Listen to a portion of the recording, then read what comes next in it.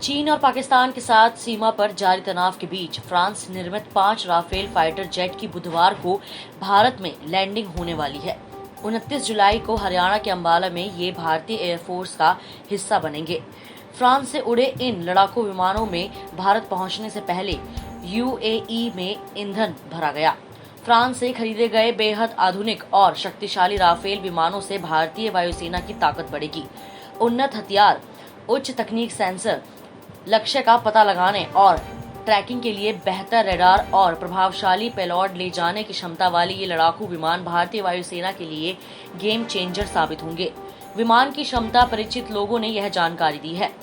एक अधिकारी ने कहा कि भारतीय वायुसेना के राफेल जेट दिखाई देने वाले रेंज से बाहर भी मिसाइल से हवा में मार करने में सक्षम है। इसके साथ ही ये Mica multi mission air to air मिसाइलों और स्कैल्प डीप स्ट्राइक क्रूज मिसाइलों से लैस होंगे। ये वह हथियार हैं जिससे लड़ाकू पायलट पहाड़ों में भी दुश्मनों के हवाई और जमीनी ठिकानों पर हमला कर पाएंगे। राजस्थान में सियासी संकट जारी है, लेकिन इस संकट को लेकर कांग्रेस खुद को ही घिरा हुआ महसूस कर रही है। पार्टी यह तय नहीं कर पा रही है कि अब आगे की रणनीति क्या होगी। पार्टी इस मुद्दे पर राज्यपाल से सीधे टकराव से भी बचना चाहती है। राजस्थान संकट पर पार्टी की रणनीति से जुड़े एक वरिष्ठ नेता ने कहा कि राज्यपाल की शर्तों को लेकर पार्टी में दो राय हैं। कुछ नेताओं का मानना है कि मुख्यमंत्री अशोक गहलोत सरकार को अपनी शर्तों पर कायम रहना चाहिए, जबकि कई दूसरे नेताओं की राय है कि हमें इस वक्त राज्यपाल की 21 दिन की राय को स्वीकार कर लेना चाहिए। पार्टी का कहना है कि राजस्थान विधानसभा में कई बार 21 दिन से कम के नोटिस पर विधानसभा बुलाई गई है।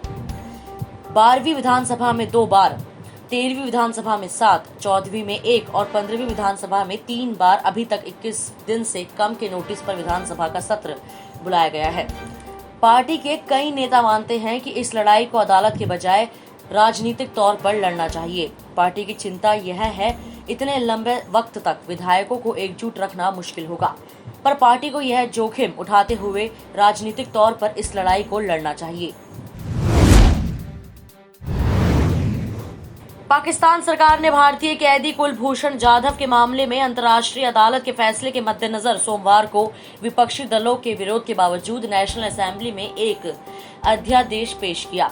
बीते 20 मई को अधिनियमित अंतर्राष्ट्रीय अदालत समीक्षा एवं पुनर्विचार अध्यादेश 2020 के तहत सैन्य अदालत के फैसले की समीक्षा के लिए एक याचिका इस्लामाबाद उच्च न्यायालय में एक अर्जी के माध्यम से अध्यादेश जारी होने के 60 दिन के भीतर दायर की जा सकती है।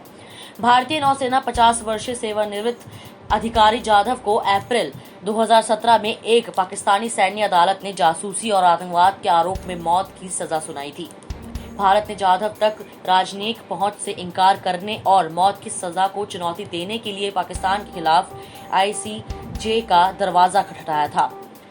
हेग स्थित आईसीजे ने जुलाई 2019 में फैसला सुनाया था कि पाकिस्तान को जाधव की सजा की प्रभावी समीक्षा और पुनर्विचार करना चाहिए और साथ ही और कोई देरी किए बिना भारत को राजनयिक पहुंच प्रदान करनी चाहिए। बिहार और नेपाल के जलग्रहण क्षेत्र में भारी बारिश की आशंका है। बारिश होने से उत्तर बिहार में गोपालगंज से लेकर कटिहार तक संकट और बढ़ेगा। उत्तर बिहार में बाढ़ के कारण पहले से ही 10 लाख लोग प्रभावित हैं। बड़ी संख्या में लोगों ने तटबंध व सड़कों पर शरण ले रखी है।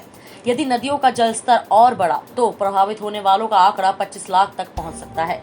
भारतीय मौसम विज्ञान विभाग ने नेपाल व उत्तर बिहार दोनों ही जगहों पर 1 अगस्त तक भारी बारिश का पूर्ण अनुमान जारी किया है। पूर्व अनुमान के अनुसार 1 अगस्त तक उत्तर बिहार व नेपाल के जलग्रहण क्षेत्र में भारी बारिश की आशंका है। उत्तर बिहार में पहले से ही 15 जिलों के 24 रेनगेज स्थलों पर 7 नदियां खतरे के निशान से ऊपर बह रही है। इन 7 नदियों में करीब 2 दर्जन जगहों के तटबंध पर पहले से भारी दबाव है। उत्तर बिहार में प्रमुख 7 नदियों का जलग्रहण क्षेत्र नेपाल ही है। ऐसे में आशंका है कि पहले से ही बाढ़ का संकट झेल रहे 15 जिलों में तबाही और मचेगी। इन जिलों के 7 नदियों में 29 रेनगेज स्थल है जहां नदी के जलस्तर की मापी होती है। इनमें से 24 स्थलों पर नदियां पहले से ही खतरे के निशान से ऊपर बह रही है। जल संसाधन विभाग ने इसकी सूची सभी जिलों को देते हुए आवश्यक तैयारी के निर्देश दिए हैं। चीन पाकिस्तान, अफगानिस्तान और नेपाल को एक साथ लाने की कोशिश कर रहा है।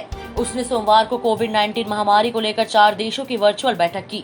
इसमें चीनी विदेश मंत्री वांग यी ने कहा कि नेपाल और अफगानिस्तान को भी पाकिस्तान जैसा बनना चाहिए। चीन, पाकिस्तान, नेपाल और अफगानिस्तान के बीच इस बैठक पर भारत की पैनी नजर थी। वांग यी ने कहा कि चारों देशों को मिलकर अफगानिस्तान तक आर्थिक गलियारे के विस्तार के लिए सहयोग करना चाहिए। उन्होंने कहा कि महामारी से निपटने के लिए चारों देशों के बीच सहयोग बेहद जरूरी है। इसके लिए वन बेल्ट वन रोड के तहत चीन पाकिस्तान आर्थिक गलियारे के साथ अन्य प्रोजेक्ट पर आगे बढ़ते रहना आवश्यक है। धूल विरोधी पाकिस्तान के अलावा नेपाल के भारत से रिश्तों में हालिया तनाव को देखते हुए इस बैठक को बेहद अहम माना जा रहा है। इस वीडियो में इतना ही। मैं कोमल, पंजाब केसरी, दिल्ली से। अगर आपको हमारी ये खबर जानकारी पूर्ण लगे तो हमारे फेसबुक पेज punjabkesari.com को लाइक करें, और अगर आप हमारी ये वीडियो यूट्यूब पर देख रहे हैं तो हमारे चैनल punjabkesari.com को सब्सक्राइब करना ना भूलें।